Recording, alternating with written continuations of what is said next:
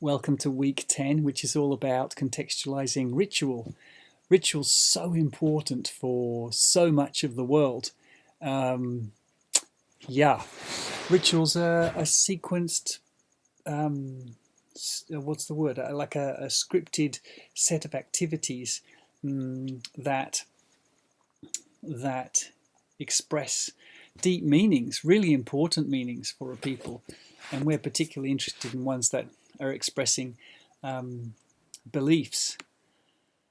And Christians who are coming from any background have to work out what to do with the pre-existing rituals that are so important to the societies around them.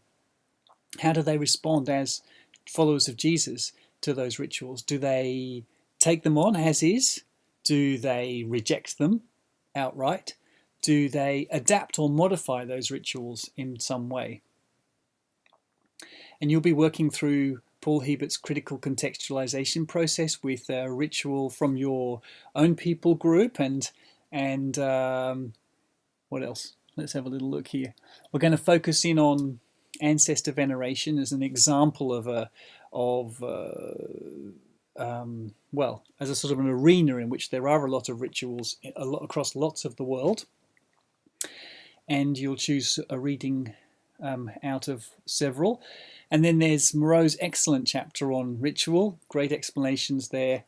And then a good chapter by, is his name John Davis? I can't remember, but on acceptable substitutes. So what do you, if you do need to find a substitute somehow, how do you find something that's acceptable, something that's God-honouring, but also fulfills some of those deep needs that the ritual in the first place addressed?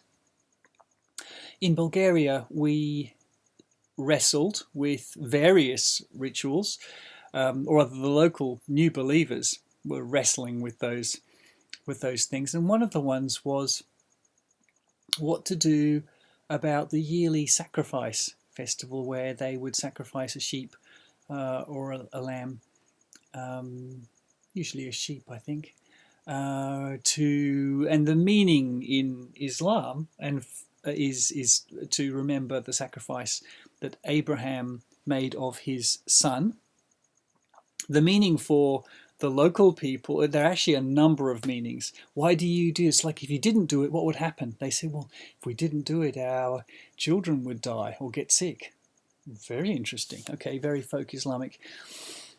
And we talked with the new believers the first year that they had come to faith in our very Turkish part of Bulgaria. And they decided, they were the adults believers at that point, there were only women, no men. They decided they just have to go along with whatever. So they were normally the ones who killed, went down to the mosque, got the knife blessed, came back, killed the animal in their courtyard. Second year, they decided we're going to modify this in the light of the fact that we're believers in Jesus. And one lady explained, Richard, Evelyn, I took the knife. I didn't get it blessed down at the mosque. I prayed over the knife, and I said, just as before I killed the animal, I said, thank you, Lord Jesus, for what you did 2,000 years ago for us when you died for the whole of the world and shed your blood for us.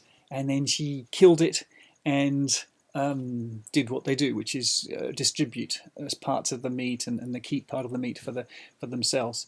So that was an interesting adaptation. Third year, fortunately, actually, those families they didn't have as much money as they used to have. That was one thing, but they decided that they weren't going to do it anyway. They weren't going to get involved. Interesting. So it was actually progressive changes of what they decided to do, and each year we'd go through with them passages from the Bible that seemed relevant and seemed to speak to this issue. And we discussed together over a couple of hours each year. What will we do? Because it was a really important ritual for the society around, for families. Yes. So you'll be thinking about that, particularly with regard to ancestor veneration, but also with regard to perhaps another ritual that's a bit of a sticky issue at the moment among the new believers or new churches in your area. Have a great week.